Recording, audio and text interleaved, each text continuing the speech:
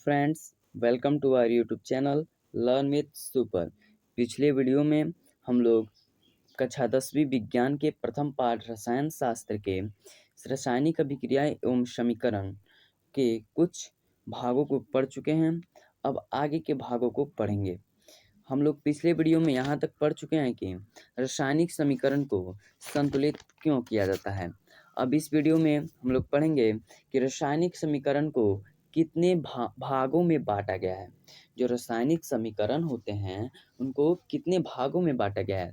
तो मुख्यतः रासायनिक समीकरण को दो भागों में बांटा गया है, संतुलित रासायनिक समीकरण और असंतुलित रासायनिक समीकरण, बैलेंस्ड केमिकल इक्वेशन या ऑन बैलेंस्ड केमिकल इक्वेशन।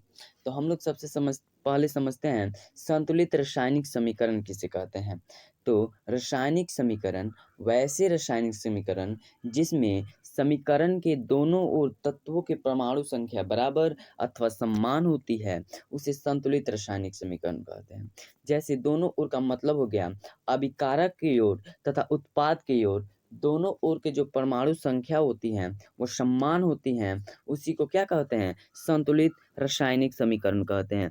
जैसे H2+O2 एरो H2O, यह असंतुलित रासायनिक समीकरण है।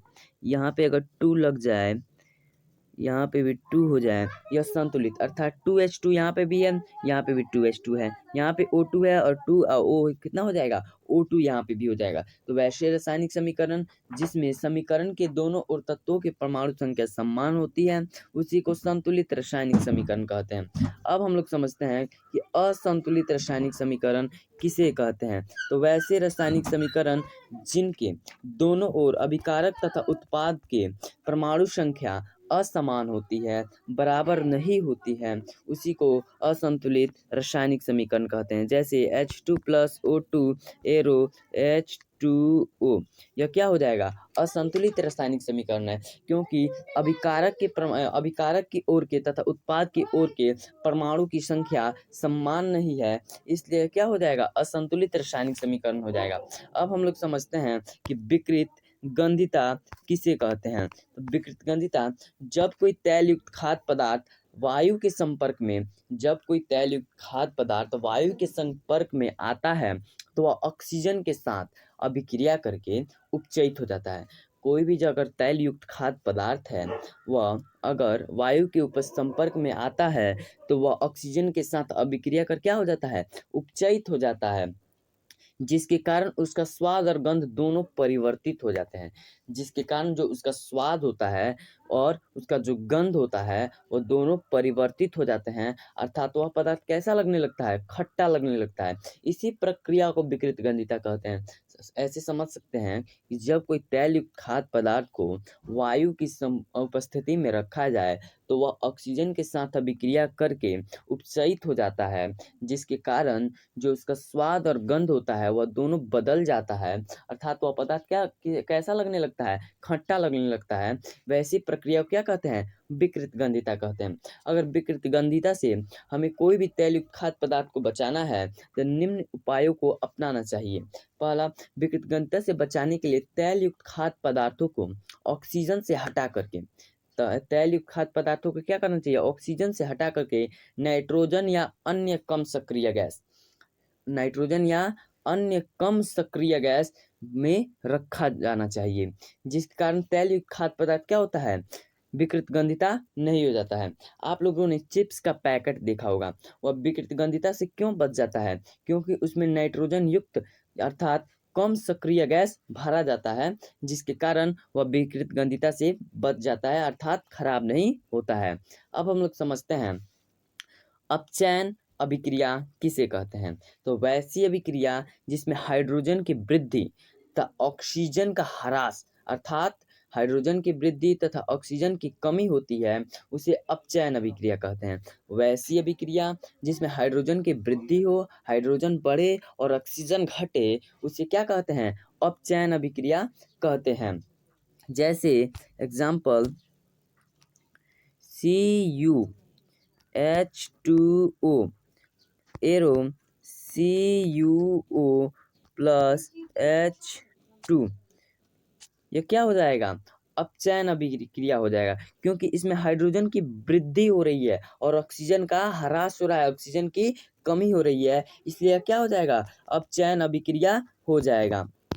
अब हम लोग समझते हैं कि उपचयन अभिक्रिया किसे कहते हैं। तो वैसी अभिक्रिया जिसमें ऑक्सीजन की वृद्धि हो और हाइड्रोजन की कमी हो, वैसी अभिक्रिया जिसमें ऑक्सीजन की वृद्धि हो तथा हाइड्रोजन का ह्रास अर्थात कमी हो, तो वैसी अभिक्रिया को उपचयन अभिक्रिया कहते हैं। एग्जाम्पल हम लोग समझ सकते हैं, CuO plus H2 arrow Cu plus H2O, Cu+H2O, इसमें क्या हो रहा है, ऑक्सीजन की क्या हो रही है, वृद्धि हो रही है, इसलिए कौन सी अभिक्रिया हो जाएगी, उपचयन अभिक्रिया हो जाएगी।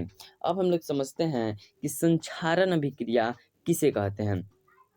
तो जब कोई भी धातु अपने आसपास अम्ल आर्द्रता आदि के संपर्क में आती है, तब यह संक्षारित हो जाती है। इसी प्रक्रिया को संक्षारण अभिक्रिया कहते हैं।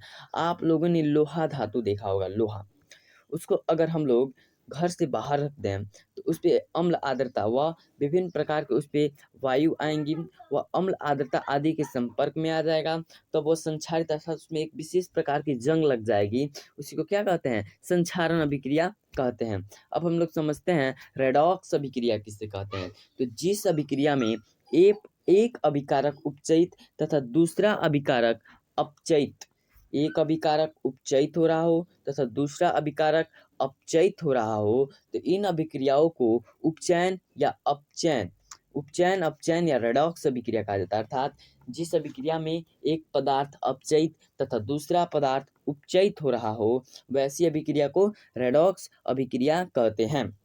आप लोग ऐसे समझ सकते हैं कि जो CuO है plus H2 arrow Cu plus H2O, इसमें देखिए H2, इसमें क्या हो रहा है, यह उपचयन अभिक्रिया हो रही है, क्योंकि इसमें क्या हो रहा है, ऑक्सीजन की वृद्धि हो रही है, तो इसलिए यह क्या हो जाएगा, उपचयन हो जाएगा। और यहीं CuO, इसमें क्या हो रहा है, ऑक्सीजन की घटाव हो रही है, ऑक्सीजन की कमी हो रही है, इसलिए यह क्या हो जाएगा, अपचयन अभिक्रिया हो जाएगा।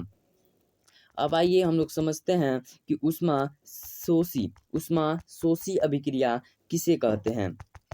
तो वैसी अभिक्रिया जिसमें उत्पाद के निर्माण के साथ साथ ऊष्मा भी अवशोषित होती है। वैसी अभिक्रिया जिसमें उत्पाद के निर्माण के साथ साथ ऊष्मा जो होती है वह अवशोषित हो जाती है, वैसी अभिक्रिया को ऊष्मा शोषी अभिक्रिया कहते हैं। एग्जाम्पल, CaCO3 प्लस ऊष्मा एरो CaO प्लस CO2, इसमें क्या हो रहा है, ऊष्मा जो है वो अवशोषित हो जा रहा है, इसलिए इस अभिक्रिया को क्या कहेंगे, ऊष्मा शोषी अभिक्रिया कहेंगे। अब हम लोग समझते हैं कि ऊष्मा क्षेपी अभिक्रिया किसे कहते हैं। तो वैसी अभिक्रिया जिसमें उत्पाद के निर्माण के साथ साथ ऊष्मा भी उत्पन्न होती है, वैसी अभिक्रिया जिसमें उत्पाद के निर्माण के साथ साथ ऊष्मा भी उत्पन्न होती है, उसे ऊष्माक्षेपी अभिक्रिया कहा जाता है। जैसे CuO plus H2O arrow Ca और OH का होल ट्वाइस प्लस ऊष्मा, इसमें क्या हो रही है, उत्पाद जो है इसके निर्माण के साथ साथ क्या हो रही है, ऊष्मा भी उत्पन्न हो रही है, इसलिए इसमें ऊष्माक्षेपी अभिक्रिया कहेंगे। और ऊष्मा शोषी अभिक्रिया में उत्पाद का निर्माण तो होता है लेकिन ऊष्मा विलीन हो जाती है और शोषित हो जाती है, इसलिए उसे ऊष्मा शोषी अभिक्रिया कहते हैं।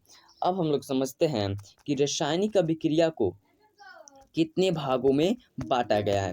रासायनिक समीकरण को 2 भागों में बांटा गया और रासायनिक अभिक्रिया को कितने भागों में, तो रासायनिक अभिक्रिया को मुख्यतः तो 5 ही भागों में हम लोग को इस बुक में पढ़ना है, लेकिन और भी पढ़ सकते हैं। जैसे संयोजन अभिक्रिया जब दो या दो से अधिक पदार्थ मिलकर एक नए पदार्थ का निर्माण करते हैं, उसी को क्या कहा जाता है, संयोजन अभिक्रिया कहा जाता है। दो या दो से Na+Cl2। दो है पदार्थ, दो या दो से अधिक पदार्थ मिलकर एक नए पदार्थ का निर्माण करते हैं, उसी को क्या कहा जाता है? संयोजन अभिक्रिया।